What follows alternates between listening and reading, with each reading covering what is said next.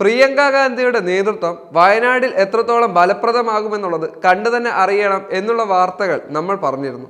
അതേസമയം മുസ്ലിം ലീഗുമായുള്ള പ്രശ്നങ്ങൾ ഇത്രത്തോളം രൂക്ഷമാകുന്ന ഒരു സാഹചര്യം നിലനിൽക്കുകയാണോ എന്ന ചോദ്യം ഇപ്പോൾ ഉയർന്നു വരികയാണ്. കാരണം പ്രിയങ്ക ഗാന്ധിയുടെ വിജയാഘോഷത്തിൽ മുസ്ലിം ലീഗുകാരെ ഉൾപ്പെടുത്തിയില്ല എന്നുള്ള വാർത്തകളൊക്കെ നമ്മൾ ചർച്ച ചെയ്തതുമാണ്.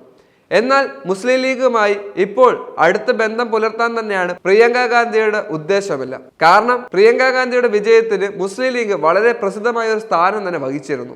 ഒരുപക്ഷെ വയനാട്ടിൽ MP ആയതിന്റെ പ്രധാനപ്പെട്ട കാരണം മുസ്ലിം ലീഗ് തന്നെയാണെന്ന് നമുക്കറിയാം. കേരളത്തിൽ നടന്ന ഉപതെരഞ്ഞെടുപ്പ് ഫലം യഥാർത്ഥത്തിൽ മുസ്ലിം ലീഗിനാണ് ഇപ്പോൾ ഏറെ ആശങ്കപ്പെടുത്തിയിരിക്കുന്നത്.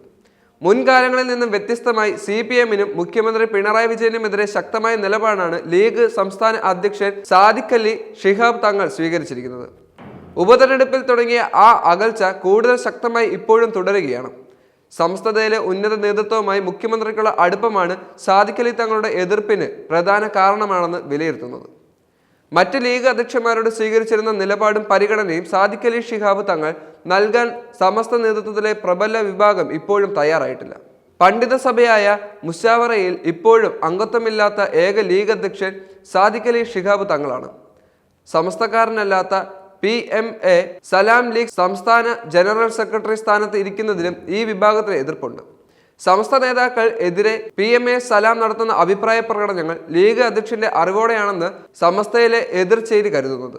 സമസ്തയുടെ ഭീഷണിയുടെ മുന്നിൽ കണ്ട് ബദൽ നീക്കവുമായി മുസ്ലിം ലീഗ് നീങ്ങുന്നതിനും ഇരു വിഭാഗവും തമ്മിലുള്ള ഭിന്നത കൂടുതൽ രൂക്ഷമാക്കിയിട്ടുണ്ട്. സംസ്ഥാന ഭരണകൂടവുമായി എന്ത് കാര്യം സംസാരിക്കാനും ലീഗിന്റെ ഇടനില സംസ്ഥയ്ക്ക് ആവശ്യമില്ലെന്നാണ് സർക്കാർ നിലപാട്. ഇതും ലീഗിനെ സംബന്ധിച്ച് തിരിച്ചടിയാണ്. 10 വർഷം ഭരണത്തിന് പുറത്തിരിക്കേണ്ടി വരുന്നത് പോലെ ഇനിയും ഒരു 5 വർഷം കൂടി പുറത്തിരിക്കേണ്ടി വരിക എന്നത് ചിന്തിക്കാൻ പോലും പറ്റാത്ത അവസ്ഥയിലാണ് ലീഗ് നേതൃത്വമുള്ളത്. പാലക്കാട് ഉപതെരഞ്ഞെടുപ്പിൽ UDF-ന് സീറ്റ് നിലനിർത്തിയത് ലീഗിന് ആശ്വാസമുണ്ടെങ്കിലും ചേലക്കരയിൽ മുന്നേറ്റം നടത്താൻ കഴിയാതിരുന്നത് അവർക്ക് തിരിച്ചടിയായിട്ടുണ്ട്. ചേലക്കരയിലെ UDF സ്ഥാനാർത്ഥി രമ്യ ഹരിദാസ് പാണക്കാട് എത്തി സാദിഖ് അലി തങ്ങളെ കണ്ട് അനുഗ്രഹം വാങ്ങിയ ശേഷമാണ് പ്രചരണം തുടങ്ങിയിരുന്നത്. തെരഞ്ഞെടുപ്പിന് മാസങ്ങൾക്ക് മുമ്പ് തന്നെ കോൺഗ്രസ് നേതാക്കളും ജനപ്രതിനിധികളും ചേലക്കരയിൽ തമ്പടിച്ച് പ്രചരണം നടത്തിയിട്ടും ഒരു അട്ടിമറി വിജയം അവർക്ക് സാധ്യമായിരുന്നില്ല. രമ്യ ഹരിദാസിന് വേണ്ടി ലീഗ് പ്രവർത്തകർ അരയും തലയും മുറുക്കി ഇറങ്ങിയിട്ട് പോലും ഇവിടെ ന്യൂനപക്ഷ വോട്ടുകൾ കൂടുതലും നേടിയത് ഇടതുപക്ഷ സ്ഥാനാർത്ഥിയാണ്. അതായത് ഭരണവിരുദ്ധ വികാരം ശക്തമായിരുന്നുവെങ്കിൽ ചേലക്കരയിൽ ഇടതുപക്ഷം പരാജയപ്പെടുമായിരുന്നു. അത് സംഭവിക്കാതിരുന്നത് ഇടതുപക്ഷത്തിന്റെ മൂന്നാം ഊഴം സജീവമാകുന്നതിനാണ്. ഇതാണിപ്പോൾ ലീഗ് നേതൃത്വത്തിന്റെ ഉറക്കം കെടുത്തിയിരിക്കുന്നത്. CPM-ആയും മുഖ്യമന്ത്രിയായും ഉടക്കിയ സ്ഥിതിക്ക് ഇനി ഇടതുപക്ഷത്തിന്റെ വാതിലുകൾ ലീഗിനെ തുറക്കപ്പെടുകയില്ല. ലീഗിലെ ഏതെങ്കിലും വിഭാഗം പാർട്ടി വിട്ടുവന്നാൽ മാത്രം അപ്പോൾ പരിഗണിക്കാമെന്നതാണ് CPM-ന്റെ നിലപാട്. ലീഗിനെ സംബന്ധിച്ച് ഇനിയും അടുത്ത 5 വർഷം പുറത്തിരിക്കുന്നത് ആത്മഹത്യാപരമായിട്ടാണ് ഈ പാർട്ടി കണക്കാക്കുന്നത്. അതുകൊണ്ട് തന്നെ ഇടതുപക്ഷത്തിന്റെ സാധ്യത തകർക്കാൻ ഇടതുപക്ഷത്ത് ഭിന്നിപ്പുണ്ടാക്കാനാണ് ലീഗ് ഇപ്പോൾ ശ്രമിക്കുന്നത്. കേരള കോൺഗ്രസ് ജോസ് കെ മാണി വിഭാഗവുമായി ചർച്ചയ്ക്ക് ശ്രമിക്കുന്നത് ലീഗ് സമ്മർദ്ദത്തിന്റെ ഫലമായാണ്. ജോസ് കെ മാണി വിഭാഗം UDF-ൽ എത്തിയാൽ ഇടതുപക്ഷത്തിന്റെ സാധ്യത അടയുമെന്നാണ് ലീഗ് നേതൃത്വം കരുതുന്നത്. കേരള കോൺഗ്രസ് ജോസഫ് വിഭാഗത്തിന് പറയത്തക്ക സ്വാധീനം ഇല്ലാത്തതിനാൽ ജോസ് കെ മാണി വരട്ടെ എന്ന നിലപാടാണ് ഉന്നത കോൺഗ്രസ് നേതൃത്വത്തിനുള്ളത്. എന്നാൽ ഇത്തരം അഭ്യൂഹങ്ങളോട് പ്രതികരിച്ച കേരള കോൺഗ്രസ് നേതൃത്വം ഇടതുപക്ഷം വിടില്ലെന്നും നയം വ്യക്തമാക്കിയിട്ടുണ്ട്. UDF-ൽ നിന്നും തങ്ങളെ ചവിട്ടി പുറത്താക്കിയതാണെന്നാണ് ജോസ് കെ മാണി തുറന്നടിച്ചിരിക്കുന്നത്. UDF പുറത്താക്കിയ ജോസ് കെ മാണി വിഭാഗത്തിന് അഭയം നൽകിയത് ഇടതുപക്ഷമായതിനാൽ കേരള കോൺഗ്രസ് മുന്നണി വിടില്ലെന്നാണ് CPM നേതാക്കളും തർപ്പിച്ച് പറയുന്നത്. അഥവാ കേരള കോൺഗ്രസ് മുന്നണി വിട്ടാൽ വഞ്ചനാ രാഷ്ട്രീയത്തിന്റെ വക്താവാണ് ജോസ് കെ മാണി അറിയപ്പെടുക. കാരണം മന്ത്രിസ്ഥാനവും മറ്റ് പദവികളും മാത്രമല്ല, സ്വന്തം രാജ്യസഭാ സീറ്റ് പോലും ജോസ് കെ മാണിക്കായി വിട്ടു നൽകിയ പാർട്ടിയാണ് CPM.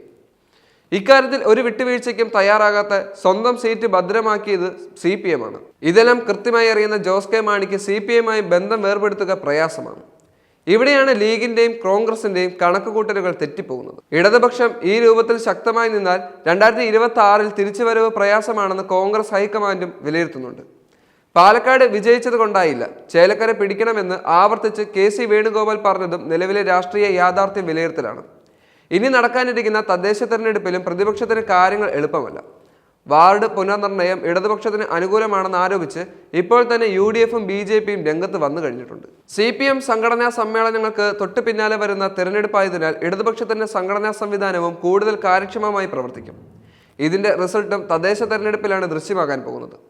തദ്ദേശ തെരഞ്ഞെടുപ്പിൽ കൂടി ഇടതുപക്ഷം വൻ വിജയം നേടിയാൽ 2026-ലെ നിയമസഭാ തെരഞ്ഞെടുപ്പിലും അതിന്റെ പ്രതിഫലനമുണ്ടാകാൻ സാധ്യത ഏറെയാണ്.